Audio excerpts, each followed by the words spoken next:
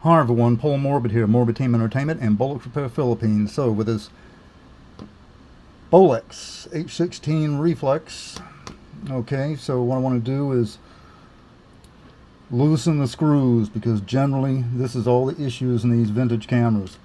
All this metal, generally they're rusted or corroded in here and are hard to get loose. So what I have done is I have finally got some press down here is for safety due to the motor. I've finally got this to move. I just want to show you. And this one, okay, always press down here because of the motor. Alright, that one's free as well. And remember, any mistakes that you make upon a camera or your camera and attempt to repair it are all on you and to your person. You know, when you start removing this plate here and get to the motor, it's dangerous. Even though you've wound the motor, the spring completely down, and that's what you want to do. Otherwise it's going to unspin and snap inside, become broken, and damage other gears. Also, even though that you fully wind down the motor in a Bolex, there's still, the spring motor is still wound up to a point inside that clutch motor barrel. This is a job for a professional technician. You want to send it off for repair, and you don't want to go further on this yourself. There are just so many issues. Alright, so what I'm doing is doing what I can to loosen these screws. You can see the problem. It's just really a difficult situation. Alright, I've got freedom here on that one. I just want to show you how difficult this is. Alright, freedom there. So if you send your camera to a technician and you're wondering why it takes so long, as I've said before, this is why.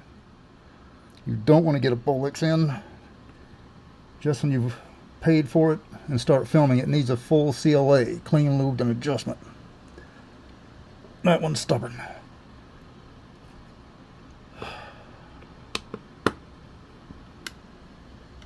Jeez. That's tough. You.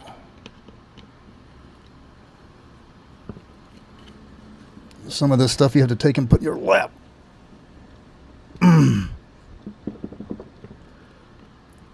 Sometimes you got to take some weapons oil, okay, and put a drop on each screw and let it sit for a while. You know, you're not going to get, sometimes, if you're going to do a full overhaul on these cameras, it's taken me a long time, off and on, between myself filming and then working on stuff like this. It's not an easy task.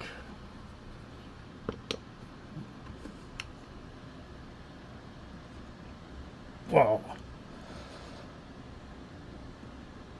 Have to keep working at it. That's all that can be done.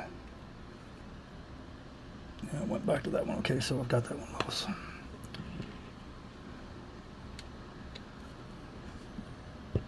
All right, movement.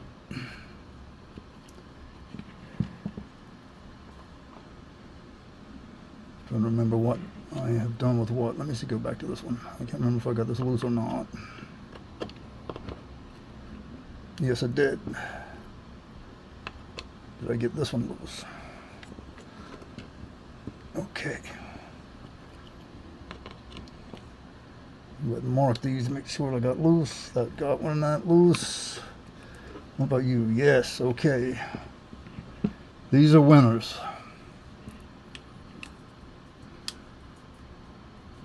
I think you one that want to give me a problem.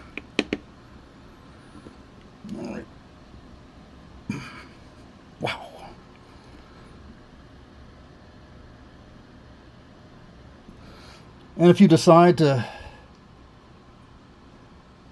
go this far and you do put this camera in your lap with a screwdriver like that, watch out, because you can end up slipping with a screwdriver and it goes right into your leg.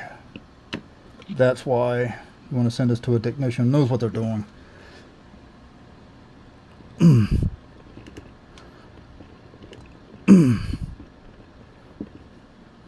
Jeez. Come in here every day messing with this stuff. And that's all that it is. These screws like this, and you don't want to damage these heads right here. Okay, so you get the gist of it, right? And that's what it is. So I still got to mess with these up here. Even the tiny ones. Alright. Okay, so I've gotten play out of this one. See, it turns.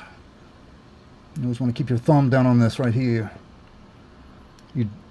Because once this plate right here is removed, this top plate, you know, that motor is going to spin out. You have to hold on to it. And you got to wear, I wear welding gloves. You got to hold it with these. You'll get your finger caught in here. It'll tear your finger right off. Take my word for it. I'm telling you. You got to send this thing to a professional technician. You take this plate off right here, you're going to have stuff flying out of the camera at a high speed. It's something you don't want to do. These two, which are connected to this worm gear here. See, it's starting to rust on me. Alright.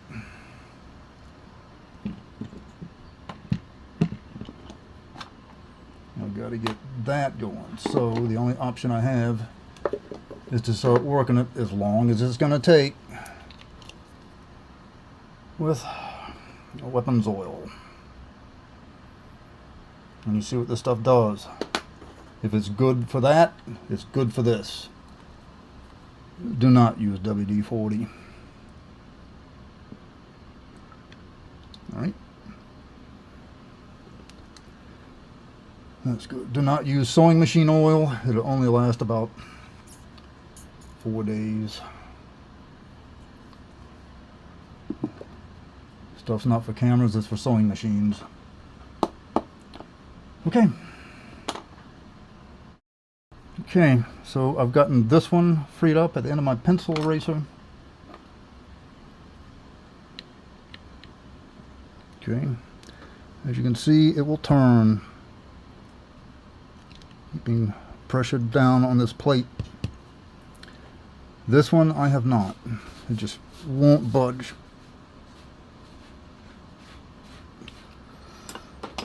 So weapons oil again.